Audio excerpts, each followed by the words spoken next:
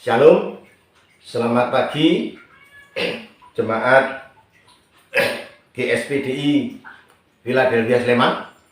Senang bisa kembali bertemu dengan Bapak Ibu Saudara sekalian walaupun melalui daring.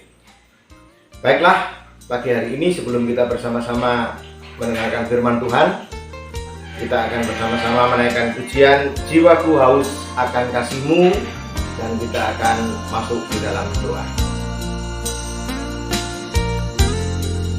Jiwaku haus akan kasih-Mu. Jiwaku rindu akan cinta-Mu. Siramilah taman hatiku yang kering ini, agar cinta-Mu bersemi di hatiku. Jiwaku haus akan kasih-Mu. Jiwaku rindu akan cinta-Mu. Siramilah taman hatiku yang kering ini, agar cinta-Mu bersemi di hatiku. Oh Yesus, kekasihku, hanyalah Kau. Nama-Mu kan kuukir di hatiku. Seumur hidupku hanya bagi-Mu, Yesus. Ku mau setia selamanya. Tuhan, terima kasih atas berkat yang telah Kau berikan kepada setiap kami, perlindungan-Mu di setiap hari-hari kami. Sebentar kami akan mendengarkan firman-Mu. Tolong Tuhan bantu siapkan hati dan telinga kami untuk dapat menerima berkat yang akan Kau berikan. Semoga apa yang kami dengarkan dan terima dapat menjadi penuntun jalan di kehidupan kami masing-masing. Kami serahkan doa ini ke dalam tangan-Mu, Allah yang Maha Kuasa, dalam nama Tuhan Yesus Kristus. Haleluya. Amin. Baik, Bapak Ibu dan Saudara yang dikasihi oleh Tuhan, mari kita akan bersama-sama merenungkan firman Tuhan pagi hari ini yang saya beri judul Kekuatan Daya Tahan. Bapak Ibu dan Saudara yang dikasihi oleh Tuhan, kita akan bersama-sama membaca nats Alkitab yang diambil dari 1 Korintus pasal yang ke-10 ayat 13 yang sudah tidak asing lagi bagi kita semua. Saya akan membacakan untuk Bapak, Ibu, dan Saudara sekalian. Pencobaan-pencobaan yang kamu alami ialah pencobaan-pencobaan biasa yang tidak melebihi kekuatan manusia. Sebab Allah setia, dan karena itu Ia tidak akan membiarkan kamu dicobai melampaui kekuatanmu. Pada waktu kamu dicobai, Ia akan memberikan kepadamu jalan keluar sehingga kamu dapat menanggungnya. Bapak, Ibu, dan Saudara yang dikasihi Tuhan, firman Tuhan pagi hari ini mengajarkan kepada kita supaya kita memiliki daya tahan dalam menghadapi pencobaan, menghadapi masalah, menghadapi kesulitan maupun kesukaran. Kita tahu sampai sekarang pandemi juga belum bisa teratasi dengan baik. Tetapi saya percaya dan yakin bahwa pada saatnya itu semua akan lewat dan akan berlalu, sehingga kita bisa kembali menjalani kehidupan aktivitas kita sebagaimana biasanya. Nah, Bapak, Ibu, dan Saudara sekalian, pada dasarnya kita semua ingin situasi yang menyenangkan. kita merasa aman di zona nyaman kita. Saat semua harapan terpenuhi, kita memimpikan kehidupan seperti di taman bunga yang begitu indah, ya. Namun ternyata hidup tidak semudah atau seindah impian kita.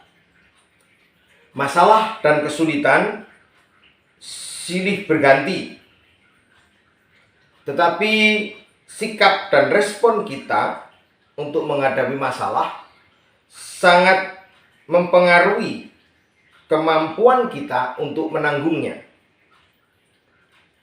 Kita akan menjadi mudah merasa tidak berdaya, stres, frustasi, bahkan putus asa jika kita menjadi emosional dan kehilangan akal sehat ketika menghadapi masalah atau persoalan dalam hidup kita. Bapak, Ibu, dan Saudara yang dikasihi oleh Tuhan, realita mengenai tekanan hidup yang kita alami ada 4 yang mau saya bagikan pada pagi hari ini. Realita yang pertama adalah bahwa tekanan hidup, masalah, persoalan, kesulitan, tantangan dalam hidup kita, firman Tuhan mengatakan tidak melebihi kemampuan kita. Ya, tadi kita sudah baca di 1 Korintus 10 ayat 13, tidak akan melampaui kekuatan kita. Yang berikutnya, tekanan atau kesukaran, kesulitan dalam hidup kita itu suatu saat pasti akan berakhir. Alkitab mengatakan Ia akan memberikan kepadamu jalan keluar. Yang berikutnya, tekanan hidup itu akan membuat kita memiliki kekuatan, ya, akan menumbuhkan kekuatan dalam kehidupan kita. Lalu yang berikutnya adalah kesempatan untuk mengembangkan diri. Daya tahan adalah kemampuan untuk menanggung kesusahan tanpa menyerah. Tetap teguh dalam penderitaan atau kemalangan dengan tidak bersungut-sungut. Ini penting Bapak Ibu sekalian. Dengan tidak bersungut-sungut, ya. Karena apa? Karena rasa kecewa dan persungutan hanya akan memerosotkan motivasi dan kekuatan diri kita. Jika kita memiliki daya tahan, kita memiliki ketabahan untuk mempertahankan stamina dan keseimbangan fisik, mental, maupun rohani. Ketabahan membuat kita atau membawa kita menjadi lebih dekat pada tujuan dan sasaran yang ingin dicapai. Bapak, Ibu, dan Saudara yang dikasihi oleh Tuhan, daya tahan dibangun dari 4 kemampuan yang terdiri. Pertama, kemampuan untuk mengendalikan masalah. Masalah ibarat gelombang yang datang bergulung-gulung dan menghantam pantai. Tetapi tahukah Bapak, Ibu, Saudara sekalian, bahwa bagi para penggemar surfing atau peselancar, justru mereka mencari tempat-tempat yang seperti itu, yang gelombangnya bergulung-gulung, yang begitu besar, dan mereka biasanya bahkan sampai mencari di seluruh penjuru dunia untuk bisa apa? Untuk bisa menaklukkan, karena mereka ingin mengendarai ombak itu. Ya, kita bisa melihat bagaimana mereka berselancar di atas gelombang. Mereka memang memiliki keberanian dan juga keahlian, ya, supaya tetap bisa berada di atas permukaan air. Nah, Bapak, Ibu, dan Saudara yang dikasihi Tuhan, itulah ibarat orang-orang yang sedang mengalami tekanan, sedang masalah. Belajarlah dari para peselancar atau surfing yang mengendarai ombak itu. Karena apa? Karena sikap reaktif membuat kita sulit mengendalikan masalah. Karena dipicu oleh emosi dan asumsi. Tetapi dengan bersikap tenang, kita dapat mengatasi dengan memilah-milah masalah atau persoalan secara cermat. Kita sebaiknya tidak mencari-cari kesulitan atau masalah. Namun, kalau toh seandainya kesulitan atau masalah itu datang, kita jangan lari, tetapi kita menghadapi dengan sikap yang responsif dan kondusif. Yang kedua, kemampuan untuk menemukan akar masalah. Bapak, Ibu, dan saudara yang dikasihi oleh Tuhan, pernahkah melihat sebatang pohon yang sudah ditebang, tetapi dia masih mempunyai akar? Pohon itu akan kembali bersemi, kembali bertunas. Suatu masalah akan terus timbul jika akar yang tidak dimusnahkan atau diselesaikan. Masalah bisa bersumber dari internal pribadi atau juga dari hal-hal yang sifatnya eksternal. Nah, kecenderungan untuk hanya mempermasalahkan atau menyalahkan situasi atau orang lain membuat kita sulit introspeksi diri dan bersikap waspada. Sebaliknya, evaluasi diri dan mengakui titik kritis yang dimiliki membuat kita cepat menyelesaikan masalah. Ya, Bapak Ibu juga kalau melihat dalam film-film, ya, kita akan sering melihat penonton film-film yang selalu balas dendam, dan biasanya sih kalau sesuatu keluarga mau dibunuh, semua sampai anak-anaknya pun, ya. Itu yang diajarkan oleh film-film. Karena apa? Karena mereka takut adanya balas dendam. Nah, ibarat itu juga persoalan atau masalah yang kita hadapi. Kita harus menemukan, mencari akar masalahnya apa. Karena kalau enggak, tidak akan selesai-selesai. Karena itu akan muncul lagi dan terus berkelanjutan. Yang ketiga, kemampuan untuk membatasi jangkauan pengaruh masalah. Ini penting juga Bapak Ibu saudara sekalian. Dan kita belajar dari kasus bencana alam di Lumpur Lapindo. Meskipun belum dapat diatasi dengan baik Bapak Ibu saudara sekalian, tetapi kita melihat bagaimana mereka mengatasi dengan membangun tanggul-tanggul yang membendung luapan dari Lumpur Lapindo itu.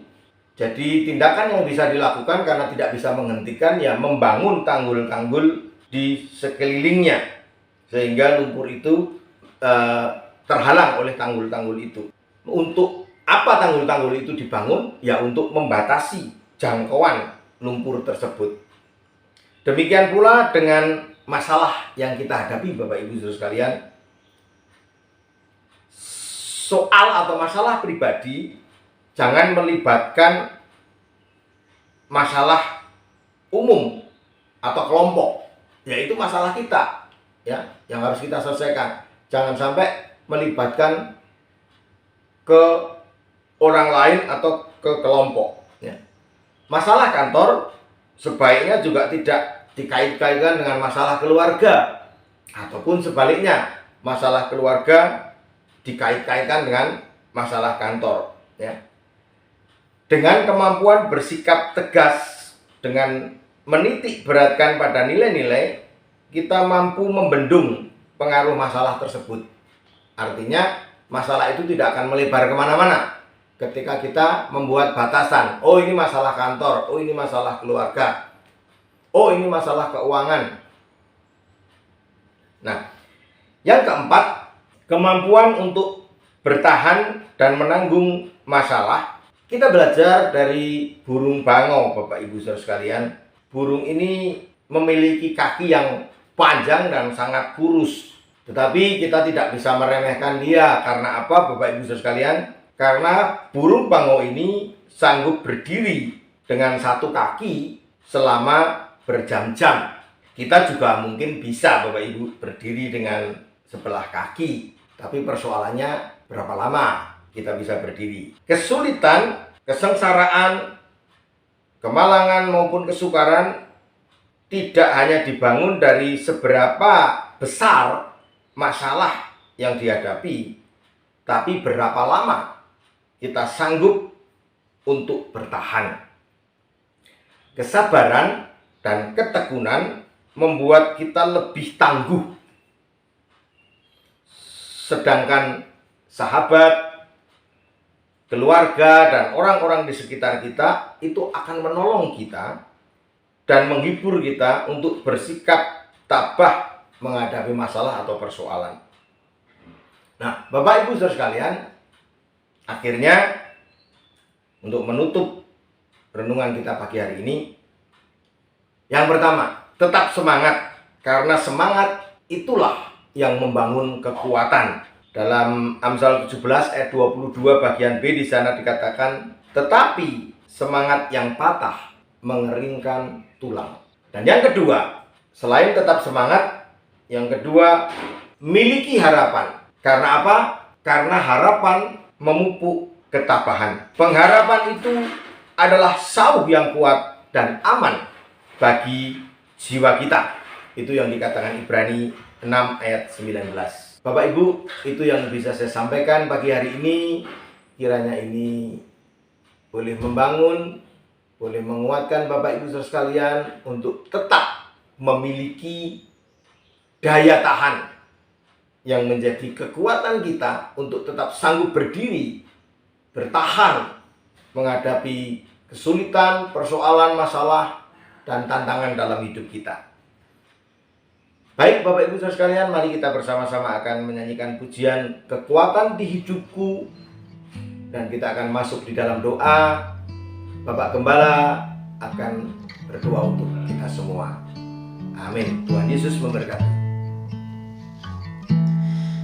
Kekuatan di hidupku ku dapat dalam Yesus. Dia tak pernah tinggalkanku, setia menopangku, berseru berharap dalam Yesus.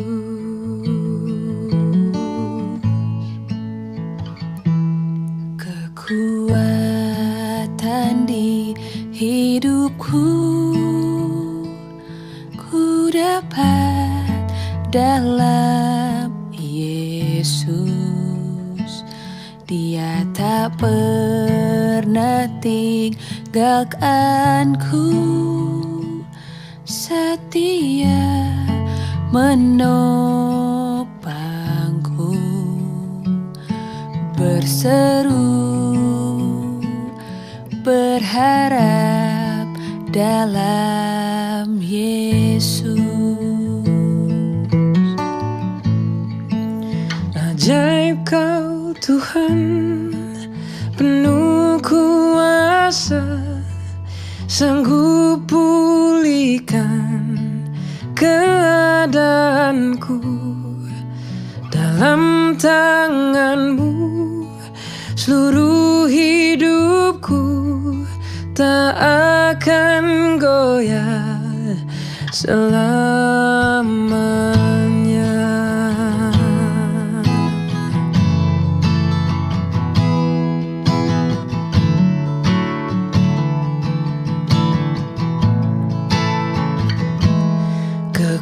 Kekuatan di hidupku ku dapat dalam Yesus. Dia tak pernah tinggalkanku, setia menopangku, berseru berharap dalam Yesus. Ajaib Kau Tuhan, penuh kuasa, sanggup pulihkan keadaanku. Dalam tangan-Mu seluruh hidupku tak akan goyah selamanya. Ajaib Kau Tuhan, penuh kuasa, sanggup pulihkan keadaanku. Dalam tangan-Mu seluruh hidupku tak akan goyah selamanya. Kami bersyukur kepada Engkau ya Tuhan Yesus. Terima kasih untuk anugerah-Mu bagi kami, sekalipun masalah tantangan yang kami hadapi yang semakin rumit, semakin berat. Itu sebabnya Engkau mengajarkan kami agar supaya punya iman yang tangguh, iman yang kuat, sehingga derasnya angin, masalah, persoalan tidak membawa kehidupan kami menjadi tumbang, tetapi kami akan berdiri kokoh karena firman-Mu yang senantiasa menopang kami, Roh Kudus yang senantiasa menguatkan kami. Terima kasih memberkati hamba-Mu yang Tuhan sudah pakai dalam pelayanan pada saat ini. Dan saat ini hamba-Mu berdoa untuk seluruh jemaat-Mu Philadelphia Sleman. Mari Tuhan berkati hidup mereka, berkati rumah tangga mereka, berkati usaha dan pekerjaan mereka. Yang lemah Tuhan kuatkan, yang dalam keadaan sakit Tuhan pulihkan dan jamah sembuhkan, dan juga dalam persoalan apapun juga kiranya jalan keluar selalu tersedia bagi setiap mereka yang berharap kepada Tuhan. Apa yang menjadi rencana-rencana ke depannya ke dalam tangan Tuhan kami serahkan. Biar Tuhan yang senantiasa buka jalan, dan biarlah Engkau dimuliakan melalui kehidupan kami yang mengalami tentang kuasa dan kasih Tuhan. Terima kasih Bapa, terpujilah bagi nama-Mu. Bangsa dan negara kami juga tetap kami serahkan kepada Tuhan. Pulihkan bangsa kami, dan juga Engkau yang menyertai pemimpin-pemimpin bangsa kami di dalam mengatasi berbagai macam masalah yang sedang terjadi ini.